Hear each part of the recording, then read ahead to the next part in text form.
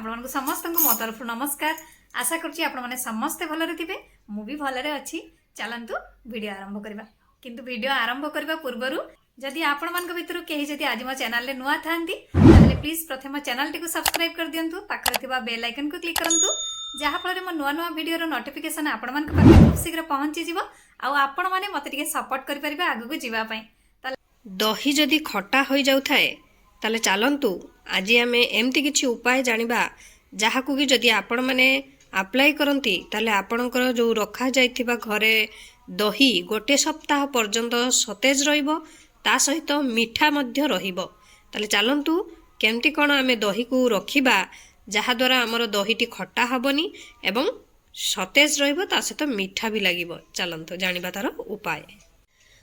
दही स्वादिष्ट नुहे बरं स्वास्थ्य पाई मध्य बहुत लाभदायक बोली विवेचना करा जाए।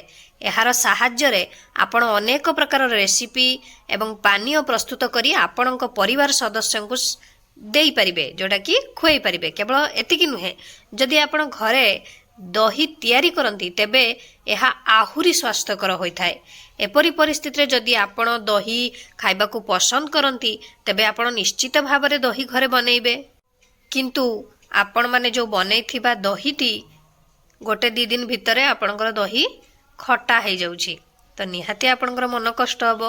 वास्तव रे पाग भी आमर बदलुछि एवं जदि गरम पागरे दही सठिक भाव रे रखा न जाए तेबे यह सहज रे खट्टा हो जिवो एवं स्वादहीन भी हो जाए। एभली परिस्थिति रे आपण कोन एमती उपाय करिवे जहा द्वारा आपणकर दही खट्टा हबनी सतेज पूरा रहिबो 7 दिन पर्यंत। आपण जदि दही को एक माटी पात्र रे रखंती किंबा डीप फ्रीज रे रखंती ताहले आपणकर जोटा कि दहीटी शीघ्र खटा हबनी ता सहित सतेज मध्य रहिथिबो। सेकेंड उपाय रे दही जेतेबेले हेई जाए जो आपण बसई थांदी जेतेबेले दही रेडी हेई जाए सेतेबेले लक्ष्य करथिबे एहा पानी छाड़ीबा आरंभ करिथाए। आपण कोन करिवे ना सेही पानीटी को आपण माने बाहर कर देवा पई चेष्टा करंतु। पानी जेते बाहर कर देबे आपणकर दहीटी सतेज रहइबो ता सहित खट्टा भी मध्य लागिबो नाही। थर्ड उपाय रे दही को आपणकर घरर तापमात्रा जेमति कि उषुम स्थान स्थिर करंतु सेठी रखंतु। जदि फ्रिज नाही जदि फ्रिज अछि तो आपण माने फ्रिज रे रखंतु। आ थरे दहीटी बनी गला परे ताको आ बाहर रखिबेनी चेष्टा करिवे फ्रिज भितरे रखिबा पई। जदि फ्रिज नहीं तो एमती किछि ठंडा स्थान मानकरे रखंतु। आशा करछि आपण मानको वीडियोटी भल लागिथिबो। मु ताले रहूछि पुणी देखाबो नेक्स्ट वीडियो रे किंतु आपण माने please like comment share subscribe करिया पे भूलिबेनी। मते ताले विदाई दियंतु।